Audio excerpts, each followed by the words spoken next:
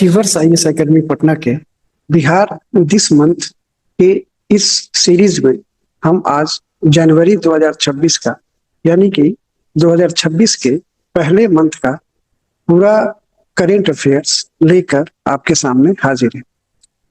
इसमें हमने 29 टॉपिक्स चुने हैं और ये जो 29 टॉपिक्स हैं काफी सीरियसली और काफी मेहनत से चुने गए हैं, जो कि आपके एग्जाम के लिए सीधे तौर पर काफी यूजफुल साबित हो सकते हैं। तो आइए हम एक एक करके देखते हैं कि ये कौन कौन से टॉपिक्स हैं और उसमें से क्या क्या सवाल पूछे जा सकते हैं। ये सवाल मेंस के भी हो सकते हैं, ये सवाल पीटी के भी हो सकते हैं, इसलिए आप इसको ध्यान से देखेंगे।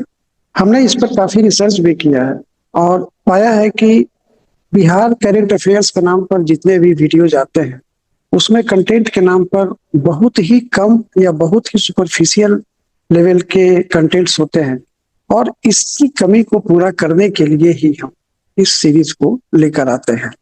तो आइए हम एक एक टॉपिक करके शुरू करते हैं। 2026 का जो पहला मामला है, जो पहला मुख्य टॉपिक है हमारा, वो है बिहार स्टाफ सिलेक्शन कमीशन के चेयरमैन के पद पर आईपीएस आलोक राज की नियुक्ति का मामला। एक्चुअली इनकी नियुक्ति से रिलेटेड जो है 31 जनवरी को ही नोटिफिकेशन इशू कर दिया गया था और ये 1 जनवरी 2026 के प्रभाव से उसके अध्यक्ष के रूप में इनकी नियुक्ति की गई थी। लेकिन ये मात्र 5 दिनों में यानी कि 6 जनवरी को, तो ये जाहिर है कि किसी को भी चौंकाने वाला एक खबर है और ये हम लोग के लिए भी टॉपिक बन जाता है, क्योंकि आप भी कई कॉम्पिटिटिव एग्जाम्स की तैयारी करते हैं, हम लोग भी इससे जुड़े हुए हैं। तो एक निश्चित रूप से एक मामला ऐसा आता है कि आखिर ऐसा क्या कारण हुआ कि एक आईपीएस की नियुक्ति होती है और 5 दिन भी वो वहां पर नहीं टिक पाते हैं और उनको रिजाइन करना पड़ता है।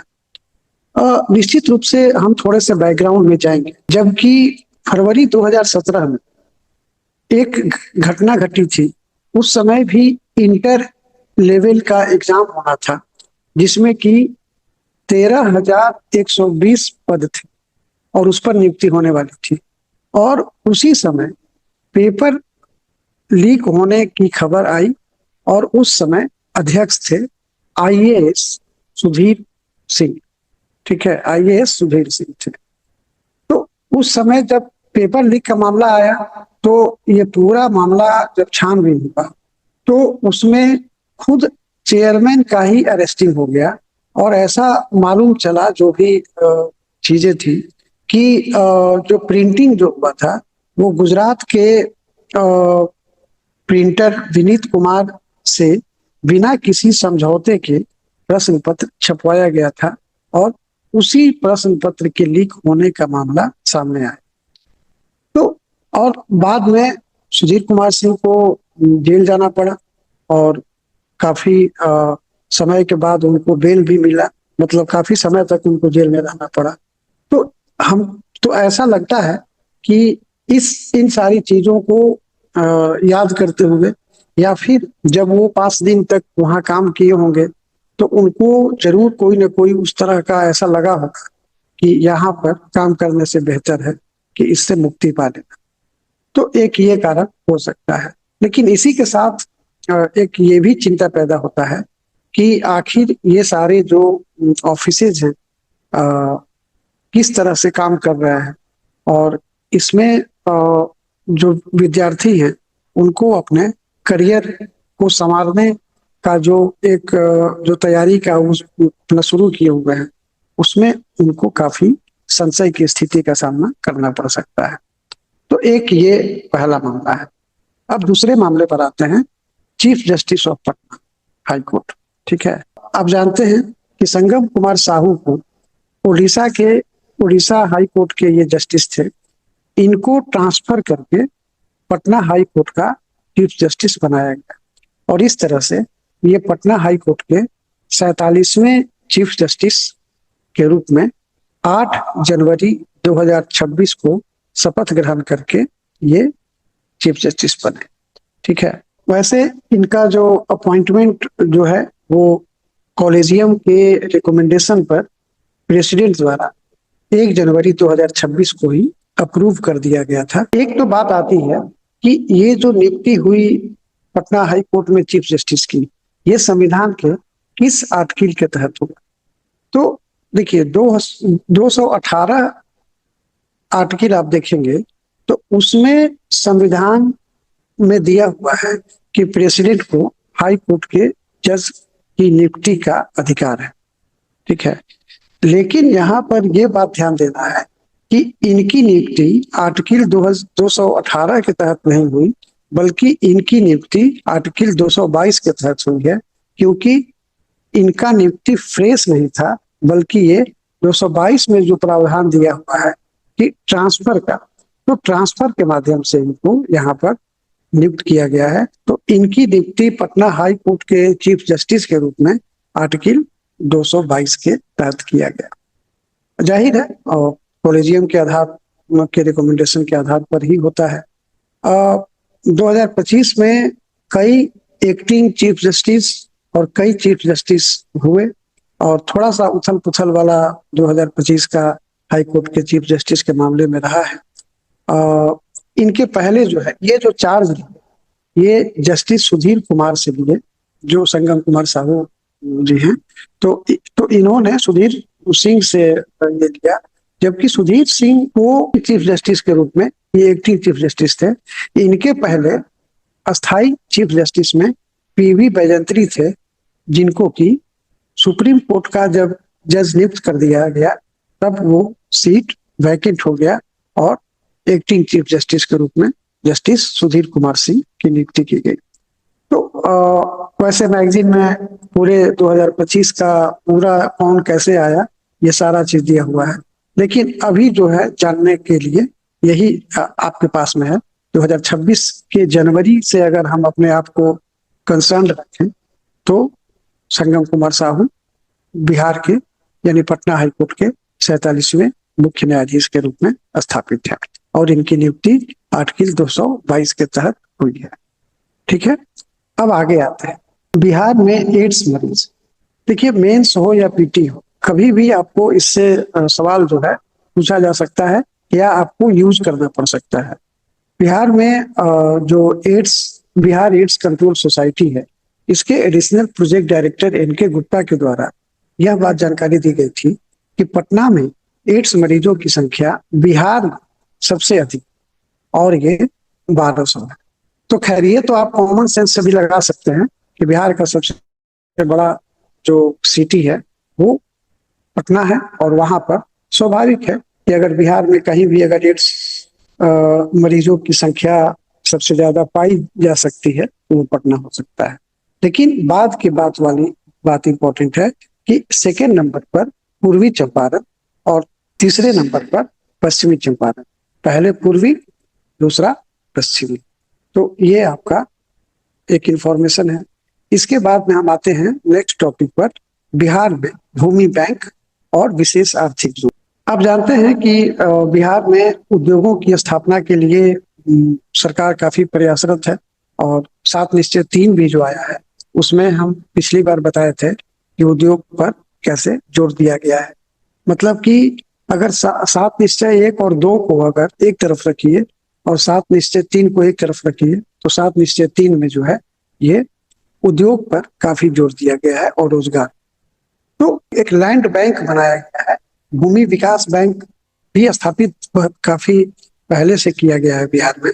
तो उसमें एक लीड बैंक लैंड बैंक बनाया गया है जिसमें कि 15,000 एकड़ भूमि जो है उसमें रखी गई है और इसका यूज जो है वो बियाडा वगैरह के माध्यम से जो भी इच्छुक इंडस्ट्रियलिस्ट होंगे, कैपिटलिस्ट होंगे, उनको ये आवंटित किया जाएगा। तो एक तरह से ये रेडी टू अलॉट पे मोड पे रखा गया है कि जैसे ही प्रपोजल किसी से मिलता है तो इसको हम लोग सरकार जो है आवंटित कर सकती है तुरंत।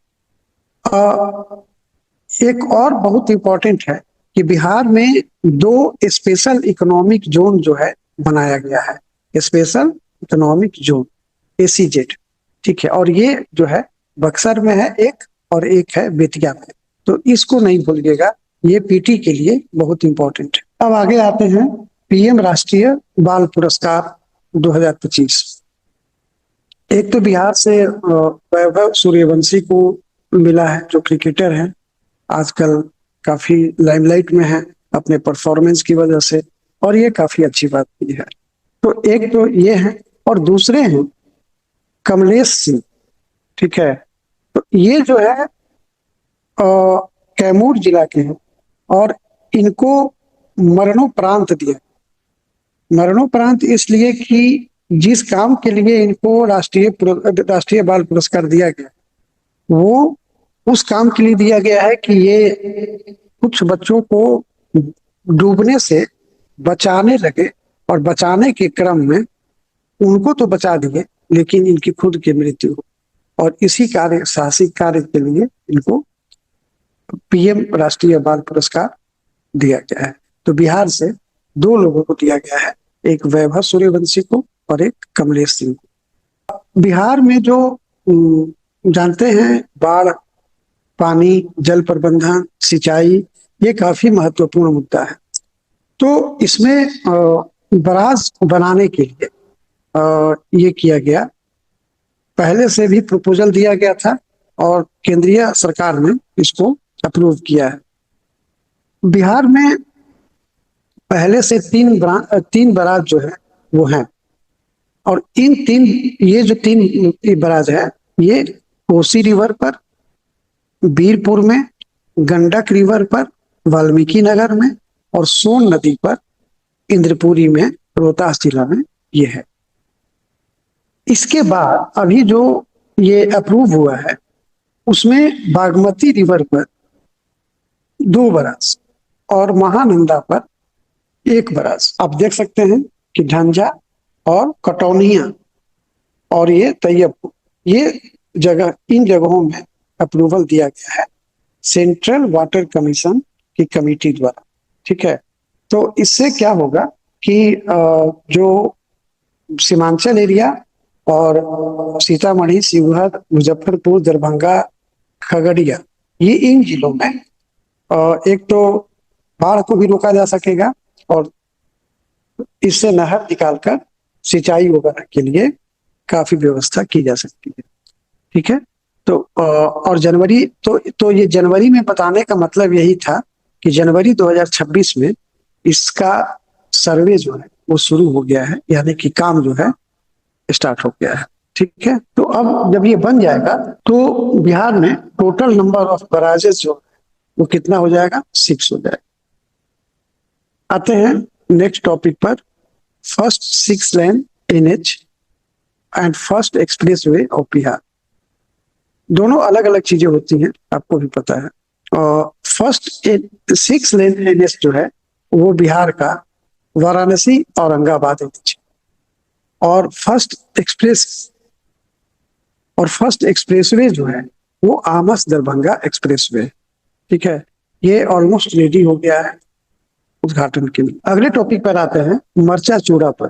ठीक है ना, मरचा चूड़ा जो है मरचा धान से बनता है, और इसीलिए इसको मरचा चूड़ा कहा जाता है।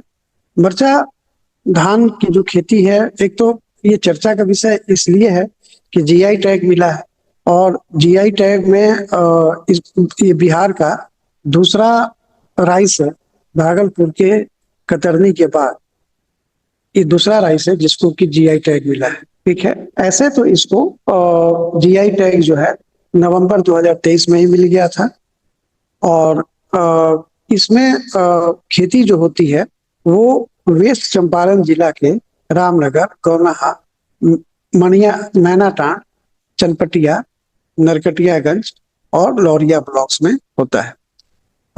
GI टैग के अभी बताने का इसका मकसद ये है कि GI टैग मिलने से क्या फायदा। जैसा कि हम बताएं कि 2023 में ही इसको GI टैग मिल चुका था, लेकिन अभी बताने का मतलब है कि उसका इम्पैक्ट क्या हुआ। तो उसका इम्पैक्ट ये हुआ कि जो उस समय 1000 हेक्टेयर में खेती होती थी, वो खेती अब इसका 3000 हेक्टेयर में होने लगा। मरचा राइस जो है वो एक नॉन बासमती कैटेगरी में आता है, और शॉर्ट ग्रेन एरोमेटिक राइस है, ठीक है ना।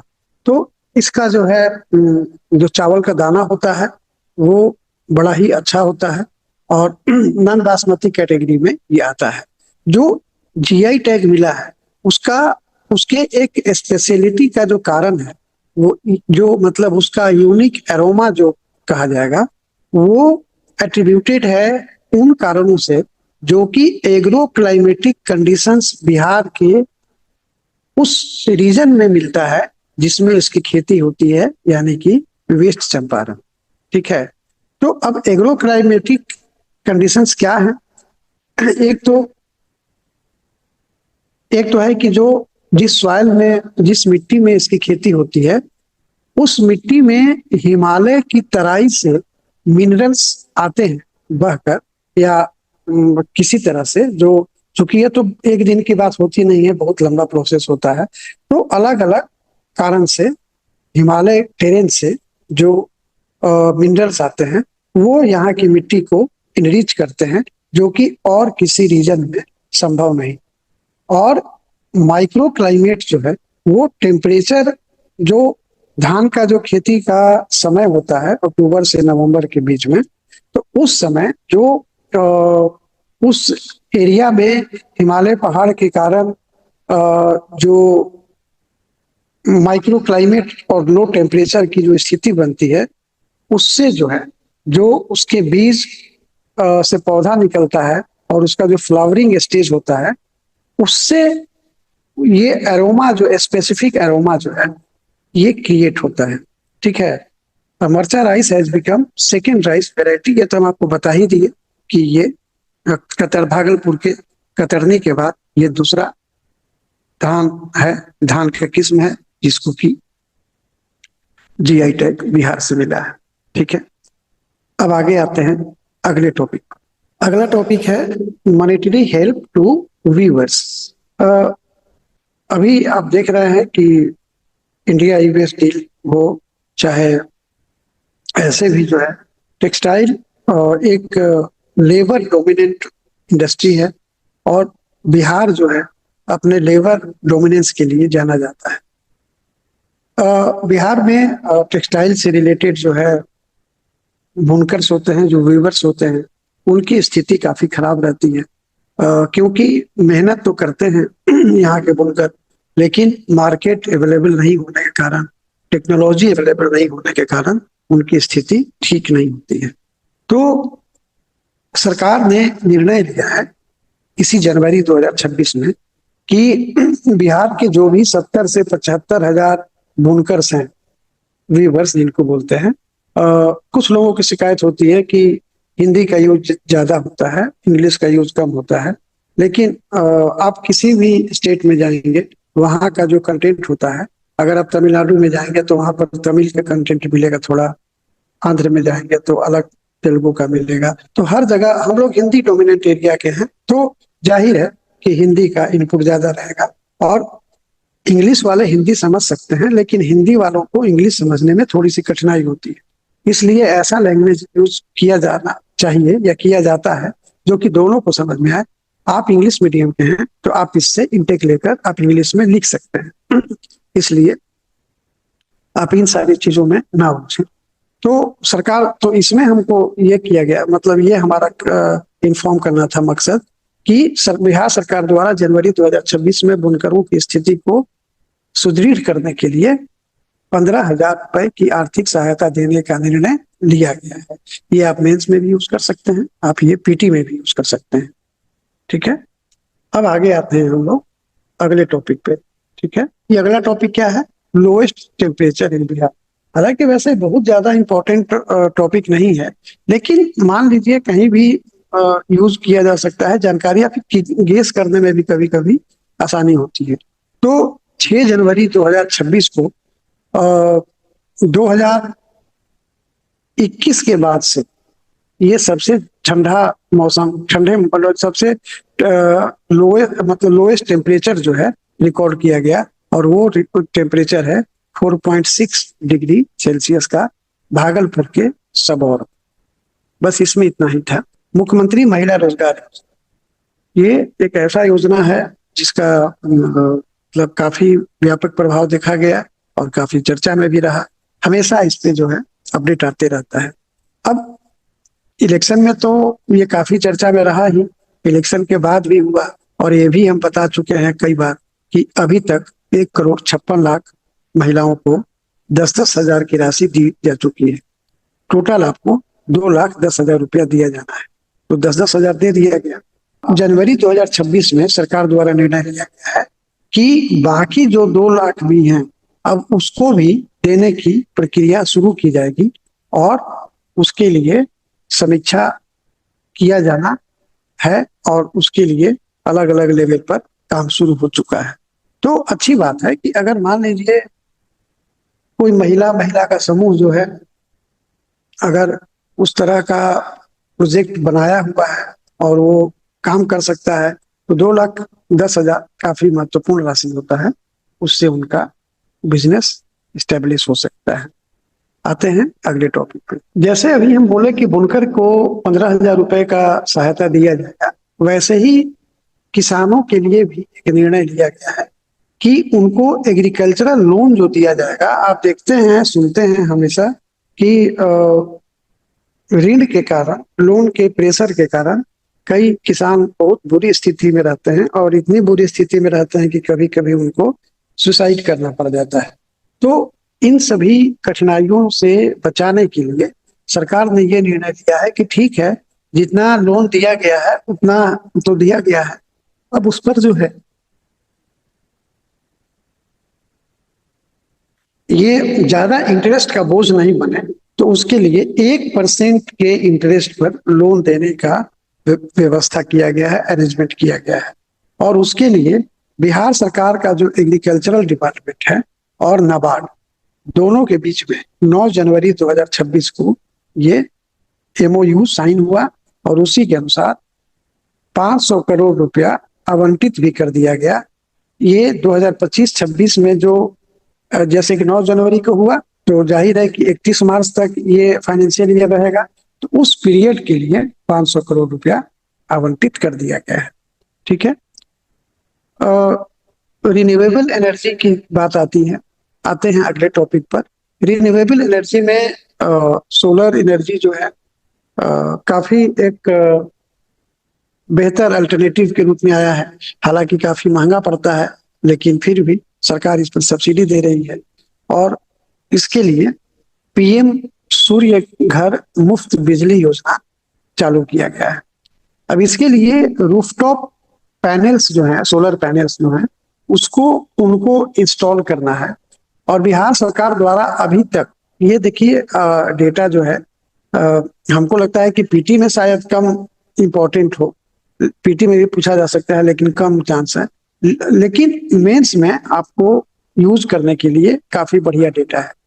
तो 14,600 घरों पर इसको इंस्टॉल किया जा चुका है। देखिए, साउथ बिहार और उत्तर बिहार, तो देखिए साउथ बिहार में ज्यादा है, ये 9,885, नॉर्थ बिहार में कम है। ये सब्सिडी जो है इनको दिया जाता है, करीब करीब 78,000 तक का सब्सिडी दिया जाता है, और लोन भी दिया जाता है अगर सब्सिडी से काम नहीं चलता है तो, लेकिन ये 6.25% के इंटरेस्ट रेट पर दिया जाता है। आपको पता है कि बिहार के मुख्यमंत्री जब से कार्यभार संभाले हैं तब से न्याय यात्रा से लेकर कई यात्रा कर चुके हैं, और अभी तक 15 कर चुके हैं। 16वां जो है समृद्धि यात्रा जो है इन्होंने शुरू किया है 27 जनवरी से मधुबनी से ये शुरू। ठीक है, तो इस चीज को पिछले वाले में हमने पूरे उनके जो यात्राएं हैं अब तक की, जो 15 और ये 16 हुआ, तो सबके बारे में डिटेल से बताया है। बिहार दिस मंथ दिसंबर वाला देख लीजिएगा, उसमें मिल जाएगा। आगे आते हैं साइबर सिक्योरिटी के लिए। आप आजकल आए दिन देखते हैं कि कैसे लोगों को डिजिटल अरेस्ट करके 2-2 करोड़ 3-3 करोड़ रुपया उनके बैंक से जो है ले लिया जा रहा है। तो बिहार के मुख्यमंत्री द्वारा ऐसे तो पहले से भी कई काम इस पर हुए हैं, एक अलग से साइबर क्राइम और सिक्योरिटी यूनिट बनाया गया है, जो कि इस तरह के क्राइम पर फोकस करके एक्शन लेगा। ठीक है, क्योंकि इसमें टेक्नोलॉजी वगैरह का ज्यादा जरूरत पड़ता है और एक अलग से डेडिकेशन की आवश्यकता होती है। आगे आते हैं, saffron cultivation in Bihar. Bihar में केसर की खेती। निश्चित रूप से जब हम केसर की बात करते हैं, हमारे दिमाग में जब केसर आता है तो हमारे दिमाग में सबसे पहले जम्मू कश्मीर आता है। ठीक है। यहाँ पर जम्मू कश्मीर जैसा, जाहिर है कि किसी भी चीज की जो खेती होती है वो क्लाइमेट पे डिपेंड करता है, मिट्टी पे डिपेंड करता है। तो जम्मू कश्मीर में होता है तो वहाँ का जो क्लाइमेट है उसको हम लोग आमतौर से तो नहीं ला सकते हैं, लेकिन एक जो टेक्नोलॉजी हम लोग यूज करते रहे हैं और उसके लिए एक अलग से इन्वायरमेंट बनाकर उस तरह का इन्वायरमेंट क्रिएट करते हैं जो ज्योग्राफिकल कंडीशंस, मतलब कि टेम्परेचर वगैरह जो है और मिट्टी वगैरह का जो ये है, तो उसका यूज करते हैं। तो उसमें बिहार एग्रीकल्चरल यूनिवर्सिटी के साइंटिस्ट जो हैं, उन लोगों ने टिश्यू कल्चर के आधार पर टेक्नोलॉजी जो है, एक मेथोडोलॉजी कहिए, टेक्नोलॉजी तो पहले से था, मेथोडोलॉजी डेवलप किया है और उसके तहत में टेम्परेचर को कंट्रोल किया जाएगा और इन्वायरमेंटल जो फैक्टर्स हैं उसको भी प्रोटेक्ट किया जाएगा और अलग से उसके अकॉर्डिंग डिटरमाइन किया करके उसी को कोशिश किया जाएगा कि वो उसको प्रोवाइड हो सके। ये जो है इन विट्रो मेथड से डायरेक्ट फर्टिलाइजेशन कराया जाएगा। ठीक है ना, यहाँ पर आई छूट गया है। इन विट्रो ये एक तरह से ग्लास के कंटेनर में, या कहिए कि उस तरह का जो क्या कहें उसको, एक वेसल कहिए या जो भी कह लीजिए, तो उसमें जो है ये होता है। अब उसमें क्या होता है कि जो भी फर्टिलाइजेशन होता है वो एक प्रोटेक्टेड इन्वायरमेंटल कंडीशंस के तहत होता है और उसमें ये पॉसिबल हो पाता है कि बिहार में भी उस तरह से हम लोग कर पाए। इसको जो है जो मेथोडोलॉजी बनाया गया है उसको गवर्नमेंट ऑफ इंडिया के पेटेंट ऑफिस से पेटेंट सर्टिफिकेट भी मिल चुका है। तब ये जो है अब ये काफी गति पकड़ेगा और उसके लिए सरकार जो है सब्सिडी भी देगी और ये पॉली हाउस टाइप का नेट हाउस और मॉडर्न पार्क या फार्मिंग हाउस बनाकर इसको आगे बढ़ाया जाए। अब आते हैं एक और महत्वपूर्ण टॉपिक पर जो कि पीटी और मेंस दोनों के लिए इम्पोर्टेंट है। ये है बिहार और झारखंड के बीच सोन नदी के जल का बंटवारा।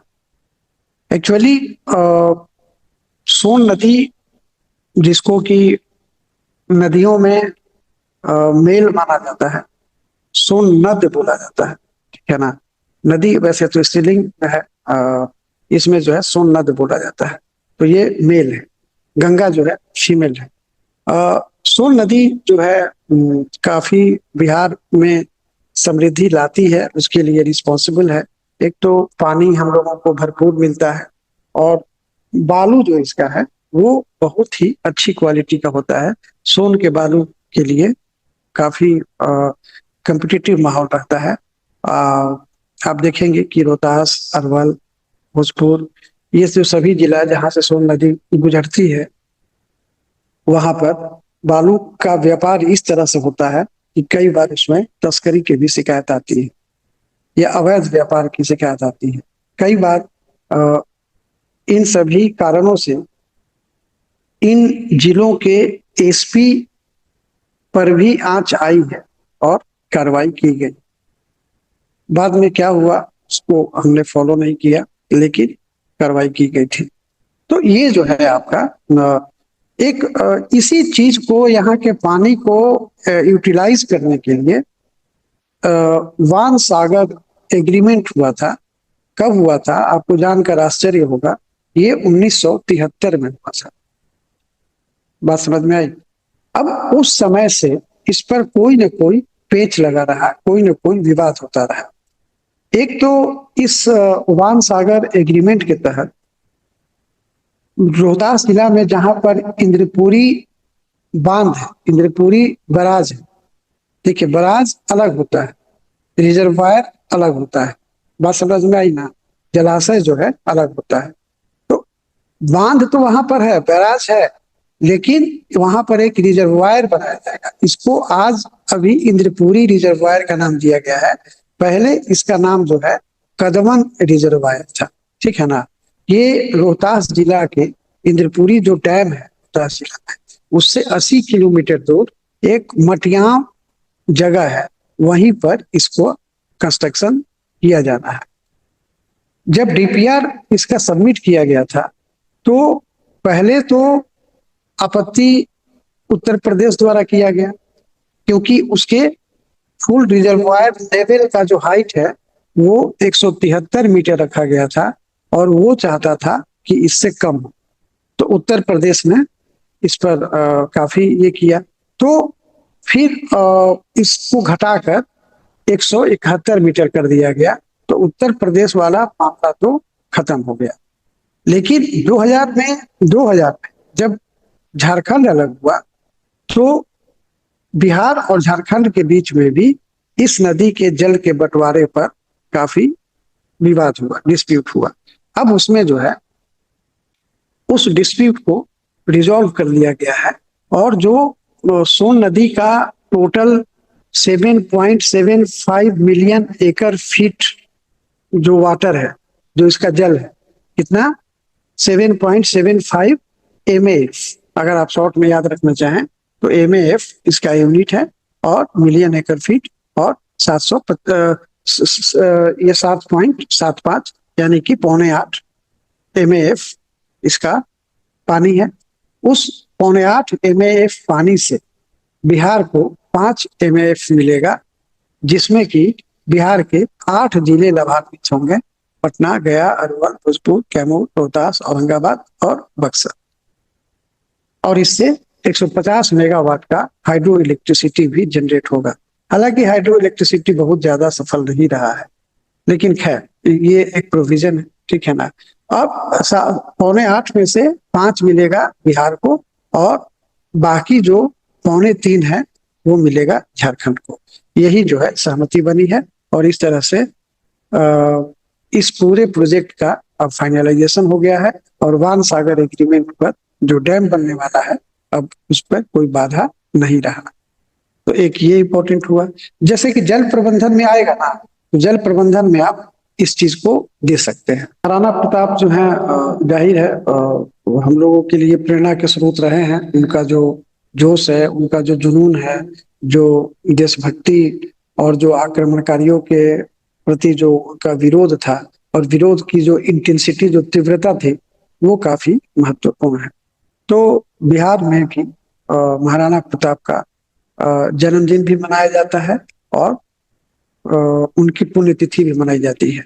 तो 19 जनवरी 2026 को उनके डेथ एनिवर्सरी के अवसर पर स्वाभिमान दिवस मनाया गया, ठीक है। तो आप इसको याद रखेंगे। बिहार में जो टूरिस्ट हैं, तो 2025 के दौरान बिहार में 6 करोड़ 30 लाख से अधिक टूरिस्ट आए, जिसमें कि 7 लाख विदेशी थे, और बाकी जो थे वो इंडिया के अंदर से थे। 2025 में टोटल जो है ऐसे 6 करोड़ 37 लाख टूरिस्ट जो है बिहार आए, ठीक है। अब आते हैं मखाना की खेती पर संकट। मखाना आप देख रहे हैं कि पिछले साल भी और उसके पहले भी मखाना पर काफी जोर दिया जाता रहा है, क्योंकि बिहार एक कृषि प्रधान राज्य है, और यहाँ पर प्रॉब्लम है कि खेती के अलावा और कोई उपाय नहीं है। तो उसमें एक रास्ता निकाला जाता है कि किस फसल की खेती से ज्यादा फायदा हो सकता है, उसके आधार पर उस पर जोर दिया जाता है। मखाना एक पानी फल के रूप में हम लोग इसको लेते हैं, और इसकी खेती जो है पर काफी ध्यान भी दिया गया। मखाना बोर्ड का स्थापना हुआ, GI टैग दिया गया, इसको 475 करोड़ रुपया का विकास पैकेज दिया गया, और उसका नतीजा भी अच्छा आया, क्योंकि करीब करीब 55 देश में 12,000 टन मखाना का निर्यात, एक्सपोर्ट जो है होने लगा। लेकिन प्रॉब्लम क्या हो रहा है कि इसमें ये भी एक लेबर इंटेंसिव एक्टिविटी है। और एक तो आप जानते हैं कि ये जो वेटलैंड टाइप का या जहाँ पर तालाब टाइप का या जहाँ पर पानी जमा रहता है उसी में ये होता है। मखाना की खेती बिहार में कुल मिलाकर 10 जिलों में होती है। इनके नाम यहाँ पे दिए गए हैं। और करीब करीब 40,000 हेक्टेयर में खेती होती है। देश का 85% और विश्व का 80% मखाना बिहार में होता है। लेकिन हम बताने जा रहे थे कि आज के डेट में मखाना की खेती करने वाले या मखाना की खेती पर क्या संकट आया हुआ। तो हम बता रहे थे कि ये एक श्रम प्रधान एक्टिविटी है और इसमें जो है पानी में आपको घुसना पड़ता है, पानी में खड़ा रहना पड़ता है, वहां रहकर काम करना पड़ता है। एक तो ये बात, तो नई पीढ़ी जो है उसकी रुचि जो है इसमें कम हो रही है। दूसरा है कि पानी वाला जो जलाशय है, तालाब है, वेटलैंड है, वो आप जानते हैं कि जलवायु परिवर्तन के कारण सूख रहे हैं। तो वो काफी उनकी संख्या में कमी हो रही है, नंबर में भी और उनके क्षेत्रफल में भी। तो एक तो ये हो गया। दूसरा है कि तालाब से बाजार तक ले जाना जितना टाइम और मेहनत कंज्यूम होता है उसके अनुसार अन्य कामों की तुलना में प्रॉफिट नहीं होगा। ठीक है। और प्रॉफिट जो है, ठीक है, एक्सपोर्ट हो रहा है, एक्सपोर्ट हो रहा है, सब कुछ हो रहा है, दाम भी काफी बढ़ गया है इधर मखाना का। लेकिन वो किसानों तक जो मेहनत करते हैं पानी में, वो मतलब उनको नहीं मिल पाता है। और दूसरी बात है कि नई मशीन जब तक नहीं आए, क्योंकि इसका जो आउटर लेयर होता है फल का वो काफी हार्ड होता है, उसको बूड़ी बोलते हैं। और उसको तोड़कर या फोड़ कर कहिए, अंदर का जो व्हाइट कलर का जो लावा निकलता है जो हम लोग खाते हैं, वो उसमें भी काफी मेहनत लगता है।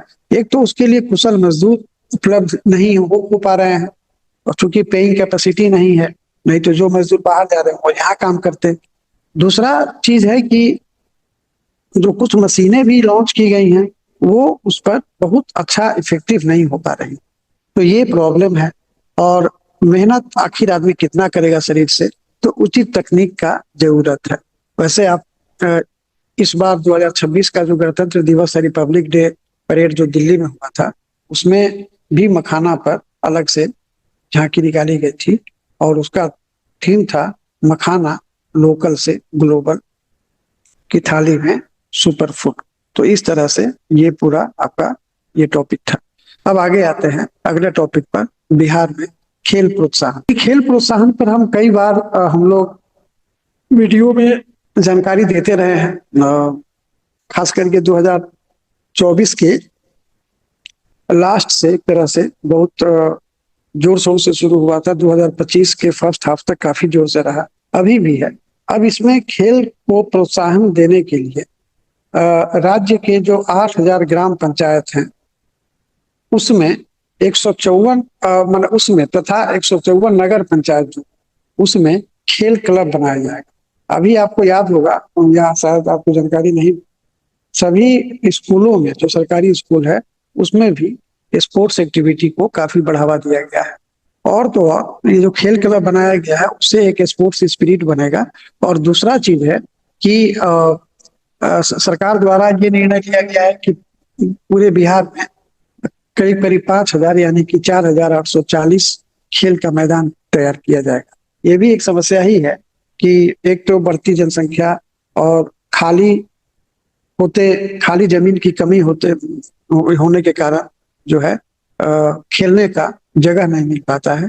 तो सरकार के पास में जमीन रहता है और उस पर वो खेल मैदान तैयार करेगी। और ये संख्या तय किया गया है अभी 4,840। तो इस तरह से ये है। अगला टॉपिक आते हैं, इथेनॉल प्लांट्स इन बिहार। देखिए बिहार जब इथेनॉल की बात जब शुरू हुई थी तो एक बिहार के लिए बड़ा रोमांचकारी स्थिति उत्पन्न हुआ था और लग रहा था कि अब बिहार के अच्छे दिन आएंगे। और चूंकि बिहार में फूड प्रोसेसिंग की बात होती थी और एग्रीकल्चर से रिलेटेड जो फैक्ट्रीज कारखाना है उनको लगाने की बात होती थी, तो जब इथेनॉल की बात आई और हुआ कि इसको सरकार जो है पेट्रोल में 20% मिक्स करके बेचेगी, और उसके लिए इथेनॉल की जरूरत होगी, तो बिहार उसके लिए एक सुटेबल स्टेट बनकर आया, क्योंकि गन्ना से या मक्का से या अदर वेस्ट जो फूड पार्टिकल्स होते हैं, फूड पार्टिकल्स के जो वेस्ट होते हैं, उससे बनाने का इसमें प्रोसेस था। तो अभी देखिए बिहार में 14 ग्रेन बेस्ड इथेनॉल प्रोडक्शन के लिए यहाँ पर हैं। हालांकि 8 अलग से भी हैं, ठीक है ना, प्लांट बेस्ड, और ग्रेन बेस्ड जो है 14 है। तो कुल मिलाकर 22 इथेनॉल के फैक्ट्रीज बिहार में। लेकिन इनके साथ में जो प्रॉब्लम क्या है कि इनके साथ में सरकार का आदेश है कि जो भी इथेनॉल फैक्ट्रीज होंगे वो ओपन मार्केट में नहीं बेचेंगे। वो किसको बेचेंगे? वो बेचेंगे ऑयल मार्केटिंग कंपनीज जो होती हैं, ओएमसी जिसको बोला जाता है, जैसे कि इंडियन ऑयल कॉर्पोरेशन या रिलायंस का, तो उनको ये बेचेंगे, ओपन मार्केट में नहीं बेच सकते हैं। अब क्या हो रहा है कि आपको पता ही है कि सरकार द्वारा 2025 के करीब करीब जुलाई महीना से 20% जो हम लोग पेट्रोल खरीदते हैं, अभी कोई भी आप या हम जो भी खरीदते हैं, उस पर कोई लेवल नहीं है। जो पेट्रोल है सब में 20% इथेनॉल मिला हुआ है। और ये इथेनॉल की खपत जब बढ़ी तो बहुत सारे फैक्ट्रीज भी नए नए आए, और उसके कारण से अब बिहार के जो इथेनॉल के फैक्ट्रीज हैं, इनसे खरीदने वालों की संख्या जो है काफी कम हो गई। कई बार तो ऐसा भी मामला आता है कि कई राजनेताओं के रिलेटिव्स भी जो है इथेनॉल फैक्ट्री स्थापित करते हैं, और उनका चूंकि डायरेक्ट लाइजनिंग होता है, तो वहां से जो ऑयल मार्केटिंग कंपनीज होती हैं उनको प्रेफर करने लगती हैं। अभी बिहार में ये स्थिति है कि 50% कटौती करना पड़ रहा है इनको अपने प्रोडक्शन में। तो देखिए, जो आदमी पूंजी लगाया है और वो 100 किलो मान लीजिए किसी भी चीज को प्रोड्यूस करने के लिए पूंजी लगाया है, और उसको मजबूरी में 50 किलो का ही उत्पादन करना पड़ रहा है, तो एक तो उसका कैपिटल बर्बाद हो रहा है, उसको मुनाफा नहीं मिल रहा है, और आगे एक्सपेंशन नहीं। तो ये सब चीज जो है, अभी देखिए बिहार में 84 crore litre per month ethanol का प्रोडक्शन होता है, लेकिन इनसे खरीद करने वालों का जो है केवल 44 करोड़ लीटर ही खरीद कर पाते हैं। अब ये बंद करने जा रहे हैं अपना, और ये करीब करीब जो है अपना 50% प्रोडक्शन कम कर देगा। इससे घाटा तो है ही बिहार को, और आगे भी पूंजी आने में समस्या होगी। कई तरह की ये चीजें हैं, आपको हम बताएं कि उसमें किस तरह से बिहार में चाहते हैं कि फैक्ट्री लगे इथेनॉल का। हालांकि इथेनॉल के फैक्ट्री से घाटा भी बहुत है। आपको याद होगा अभी राजस्थान में एक कोई राजनेता का ही कोई रिलेटिव थे जो कि इथेनॉल का फैक्ट्री लगाना चाह रहे थे। पूरा वहां के लोकल लोगों ने हंगामा कर दिया, आंदोलन कर दिया, और लास्टली वो इस्टेब्लिश नहीं हो पाया। इथेनॉल की फैक्ट्री में प्रॉब्लम क्या होता है कि ये अंडरग्राउंड वाटर का कंजम्पशन काफी ज्यादा, और इसलिए अंडरग्राउंड वाटर में कमी होने की, जहां ये फैक्ट्री लगते हैं वहां पर कमी होने की मतलब उम्मीद होती है। अब आते हैं वाटरवेज इन बिहार। देखिए अभी जनवरी 2026 में एक बैठक हुआ था, थर्ड बैठक है इनलैंड वाटरवेज डेवलपमेंट काउंसिल का, ठीक है। इस काउंसिल 2013 में शुरू हुआ था, और ये जो है inland waterways authority of India से संचालित होता है, उसके अंतर्गत ये आता है, ठीक है। यहाँ पर क्या है कि इस पर बोलते हुए बिहार सरकार के मंत्री जो हैं, जल संसाधन जो वाटरवेज के मंत्री हैं, तो उनका जो है काफी इस पर ये रहा। अब इसमें देखिए क्या क्या बात है, हम इसको आपको थोड़ा सा विस्तार से समझाते हैं, ठीक है। एक तो है कि नेशनल इनलैंड नेविगेशन इंस्टीट्यूट है। हम ये आपको इसमें बता रहे हैं कि वाटरवेज के लिए बिहार में क्या क्या संसाधन है, क्या क्या इंफ्रास्ट्रक्चर अवेलेबल है, और किन किन चीजों पर काम हो रहा है, ताकि आपसे अगर वाटरवेज की बात की जाए कभी मेंस में या पीटी में भी सवाल पूछा जाए तो आप उसका जवाब दे सके। एक तो national inland navigation institute, NINI, NINI, ठीक है, ये पटना में सिचुएटेड है। ठीक है। यहाँ पर फायदा इससे ये होता है कि इससे जो है नेविगेशन से रिलेटेड जो है काफी टेक्नोलॉजी वगैरह पर एक्सपेरिमेंट होते रहता है। ठीक है। तो एक तो ये हुआ, और स्टेट गवर्नमेंट जो है और भी कोशिश कर रही है कि जो inland waterways navigation training institute जो है वो बक्सर में, भागलपुर में और दरभंगा में 3 जगह जो है बनाए, जो कि नीनी के अंडर में ये काम करे और डेवलपमेंट हो। ठीक है। तो एक आपका ये पहला चीज हो गया। दूसरा जो ये इंटर मोडल टर्मिनल, ठीक है ना, चीजों को कैसे जो वाटरवेज में शिप होते हैं, चाहे वो सामान वाला हो चाहे पैसेंजर वाला हो, उसके लिए टर्मिनल आपको चाहिए। तो कालू घाट जो है सारण जिला में, ये कालू घाट काफी इंपॉर्टेंट है। आप को शायद जानकारी नहीं होगी कि कालू घाट पर भारत सरकार जो है काफी पहले से भी काम कर रही थी, और अभी जो है ये कालू घाट को और विकसित किया जा रहा है। ये IWAI के अंतर्गत वर्ल्ड बैंक की सहायता से। IWAI क्या है? इंडियन वाटर वाटर ये inland water authority of India. तो ये आपका यहाँ पर है।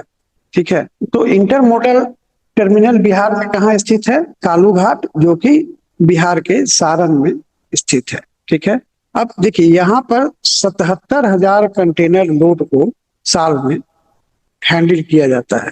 तो ये अब इसको क्या किया गया है कि PPP मोड पर इसको ये एक SAPL है, summit alliance port east gateway India private limited company, इसको हैंड ओवर किया गया है ताकि वो इसका मैनेजमेंट जो है अच्छे ढंग से कर सके।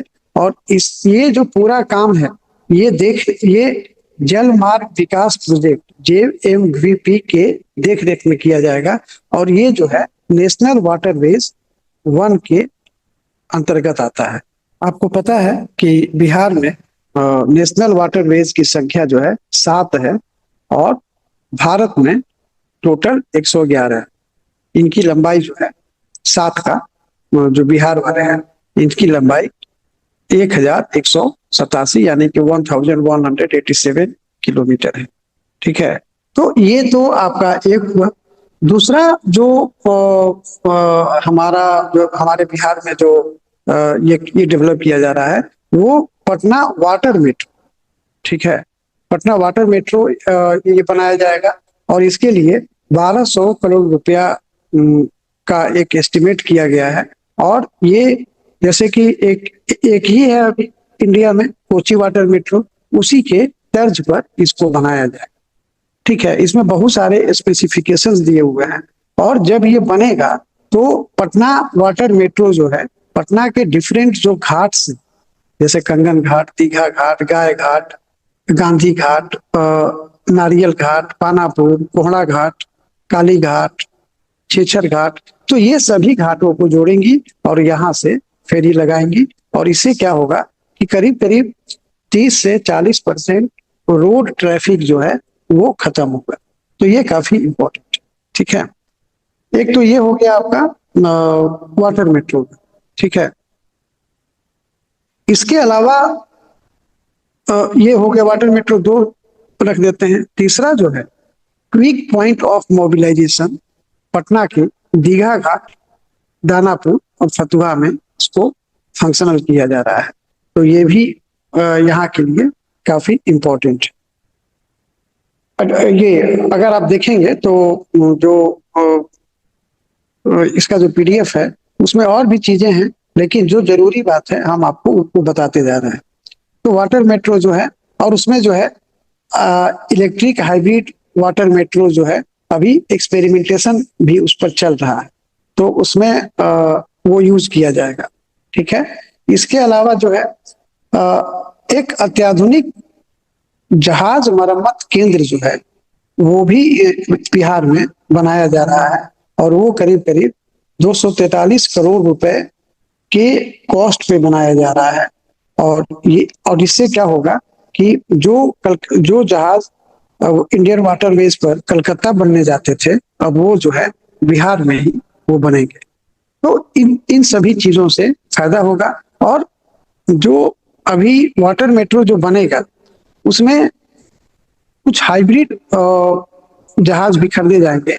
जो कि एक प्रॉब्लम क्या होता है कि बिहार के नदियों में जल का स्तर सालों भर बराबर नहीं रहता है, जिससे होता है कि पानी के जहाज नहीं चल पाते हैं। तो ये जो है सैलो वाटर लेवल में, यहाँ तक कि अगर 1 मीटर का भी पानी है तो उसमें भी ये चल पाएगा। तो ये सब जो है नया नया डेवलपमेंट वाटर मेट्रो और वाटर वेज पर किया जा रहा है। ठीक है, अब आते हैं अगले टॉपिक। ठीक है, अर्थशिला पटना। अर्थशिला जो है पटना के गोला रोड, ये 85 करोड़ रुपए की लागत से इसको स्थापित किया गया। ठीक है, तो इसका उद्घाटन जो है 27 जनवरी 2026 को किया गया। हालांकि इसका जो फाउंडेशन रखा गया था 2016 में ही रखा गया था। और उस समय जो प्रसिद्ध हमारे कवि और लेखक हैं गुलजार, प्रसिद्ध फिल्मकार श्याम बेनेगल, पंडित बिरजू महाराज, संजना कपूर जो कि थिएटर के क्षेत्र में काफी अच्छा करती हैं, तो ये सभी जो है लोग मौजूद थे। और इसमें जो है एक अर्थशिला जो है एक कला केंद्र के रूप में, सांस्कृतिक केंद्र के रूप में इसको स्थापित किया गया है। ये 7 स्टोरी का ये है। और इसमें एमपी थिएटर वगैरह जो है ये बनाया गया है अंडरग्राउंड में, जो कि 40 फीट नीचे तक का है। तो अर्थशिला पटना एक कल्चरल सेंटर है जो कि आपसे सवाल पूछा जा सकता है। आगे आते हैं Ganga water distribution. Ganga water distribution में क्या है कि देखिए अभी तो बांग्लादेश से हमारा मतलब रिश्ता एक तरह से थोड़ा सा डाउन चल रहा है। 12 दिसंबर 1996 को इंडिया और बांग्लादेश में एक एग्रीमेंट हुआ था गंगा वाटर। ये अब जाहिर है कि 30 साल का ये था, तो अब ये 2026 के दिसंबर में इसको रिन्यूअल कराना होगा, नहीं तो खत्म हो जाएगा। तो जब रिन्यूअल होगा तो फिर नई शर्तें लागू होंगी, नए तरीके से उस पर बात की जाएगी। अब उसमें एक बिहार का इशू है, क्योंकि हम लोग तो ये बिहार सेक्शन ही पढ़ रहे हैं, तो बिहार से ही रिलेटेड पर ही हम लोग फोकस करेंगे। इससे डिमांड था कि 2000 क्यूसेक्स जो है ये पानी इसको दिया जाए। तो खैर यूनियन मिनिस्ट्री ऑफ जल शक्ति जो है उसने 900 क्यूसेक वाटर बिहार को अलॉट करने का रिकमेंडेशन किया है। अब जब ये रिन्यूअल होगा तब उस समय फाइनल होगा। लेकिन ये एक लेटेस्ट अपडेट है। आप जानते हैं कि बिहार में गंगा नदी जो है वो बिहार के 12 जिलों से बहती है, जो कि पूरी लंबाई उसकी बिहार में 445 किलोमीटर है। ये सभी चीज पीटी के लिए भी आपके इम्पोर्टेंट है। और देखिए गार्बेज हिप्स जो हैं पूरे बिहार में 261 जगह पर जमा किए जाते हैं। हालांकि ये प्रॉब्लम क्रिएट कर रहे हैं, और प्रॉब्लम क्रिएट इसलिए कर रहे हैं कि देखिए वेस्ट मैनेजमेंट के लिए 5 तरह के प्लांट लगाए जाते हैं। ठीक है ना, 5 तरह का प्लांट लगता है। एक तो है कंपोस्टिंग प्लांट जो कि एरोबिक ट्रीटमेंट करता है। ठीक है ना, दूसरा है रिसाइकलिंग सेंटर्स जो कि MRF कहा जाता है, मटेरियल रिकवरी फैसिलिटीज। और तीसरा है incineration plant, waste to energy, मतलब कि ये वेस्ट कचरा को एनर्जी में बदल देता है। अगला है बायोमिथेनेशन प्लांट, ये एनारोबिक डाइजेशन करके उसको ये करता है। और 5वां है सैनिटरी लैंडफिल्स, जहां पर कि इसको जमा किया जाता है और वहां पर गलाकर इसको खत्म किया जाता है। प्रॉब्लम ये हो रहा है कि 5 तरह के जो ये तरीके हैं ये बिहार में इनकी स्थापना ही नहीं हो पा रही है, और इस कारण से जो है बिहार में काफी समस्या हो रही है। इस पर हम लोग चूंकि पहले बात कर चुके हैं इसलिए इस पर ज्यादा बात नहीं करेंगे। बात इसमें है कि प्रॉब्लम क्या होता है कि जहां पर कूड़ा कचरा जमा होता है वहां से टॉक्सिक स्मोक निकलता है और गंदा स्मेल भी आता है, जो कि ब्रीदिंग प्रॉब्लम्स आसपास के लोगों को क्रिएट करता है। दूसरा है कि कई तरह की बीमारी, dengue, malaria, diarrhoea, skin diseases वगैरह होता है। दू- फिर बारिश के दिन में चूंकि कचरा इधर उधर फेंका रहता है, तो वाटर लॉगिंग का भी समस्या होता है। मच्छर और मक्खियां जो हैं वहां पर पैदा होती हैं। और अंडरग्राउंड पॉल्यूशन भी, वाटर, जो अंडरग्राउंड वाटर है उसमें भी पॉल्यूशन होने की स्थिति बनती है। बिहार में एक अनुमान के अनुसार, जो सरकार का अनुमान है, डेली करीब करीब 6,519 टन कचरा उत्पादन होता है। अब इस पर जो है काम किया जा रहा है, पटना में भी कई तरह का। तो इस पर हम लोग आगे भी बात करेंगे। यहाँ पर यह है कि बिहार में जो सब डिविजनल रेवेन्यू ऑफिसर, जैसे कि DCLR जो है पोस्ट जो है, ये कई मामलों में काफी अच्छा माना जाता है, पोस्ट काफी प्रभावशाली माना जाता है, क्योंकि जमीन से जुड़े विवाद भी बिहार में काफी प्रमुख होते हैं। और तो ये एक कहा गया है कि जैसे सर्किल ऑफिसर का जो पोस्ट क्रिएट किया गया था, तो उसमें था कि वो प्रमोट होकर DCLR बने। इधर बिहार सरकार के जो नए मंत्री आए, तो कुछ उन्होंने कड़े निर्णय लिए, और उसके तहत उन्होंने एक तरह से जो CEOs लोग हैं उनको एक डिसएडवांटेज देते हुए कहा कि DCLR ही बनेंगे। लेकिन बाद में फिर इसका विरोध किया गया, और Bihar revenue service association, Birsa, द्वारा बातचीत की गई, और उसमें फिर से डिसीजन ले लिया गया कि DCLR का पोस्ट जो है वो डिप्टी कलेक्टर से नहीं बल्कि CEO के द्वारा प्रमोशनल पोस्ट से भरा जाए। ठीक है। अगला जो टॉपिक है वो है बिहार की नदियों का अध्ययन।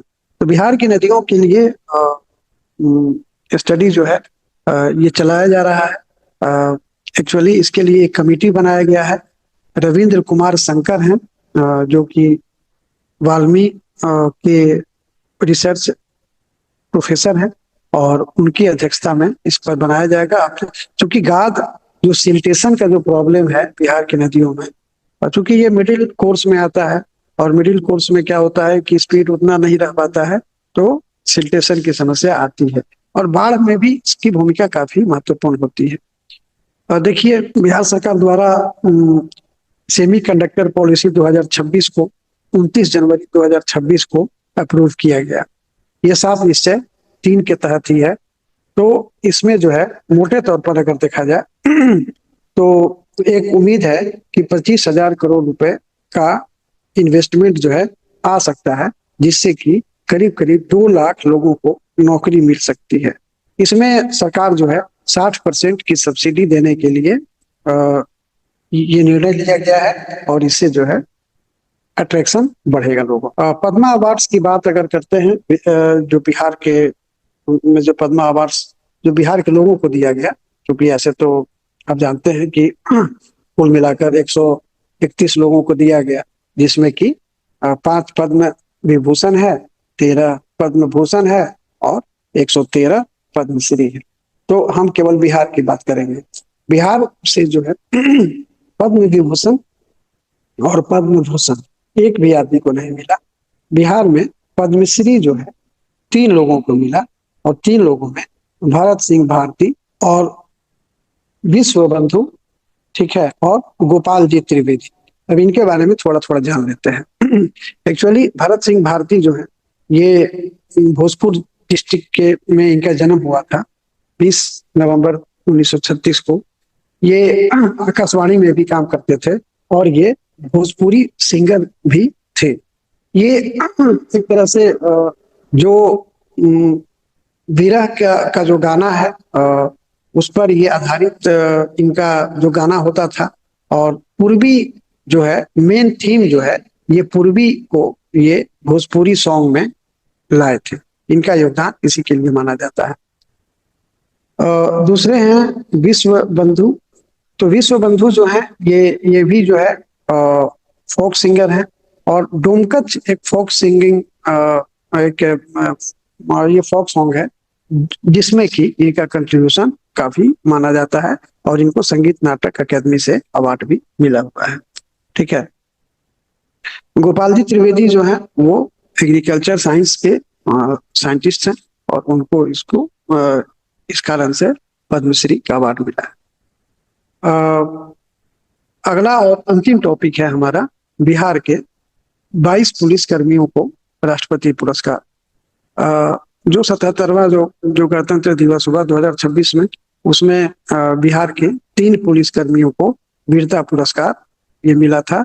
ये इसमें मुख्य है तत्कालीन एसपी वहाँ के। ये एक्चुअली छपरा जेल कांड से संबंधित मामला था और उनमें इनके योगदान को आइडेंटिफाई करते हुए यह दिया गया है।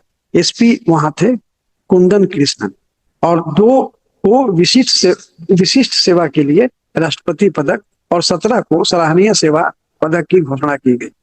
वैसे पूरे देश में 125 लोगों को वीरता पुरस्कार, 101 को विशिष्ट पुरस्कार और 756 को सराहनीय सेवा पदक दिया गया है।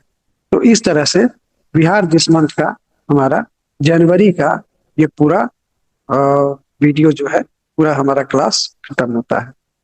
फिर हम अगले बार बिहार दिस मंथ फरवरी 2026 लेकर आएंगे। तब तक के लिए थैंक यू।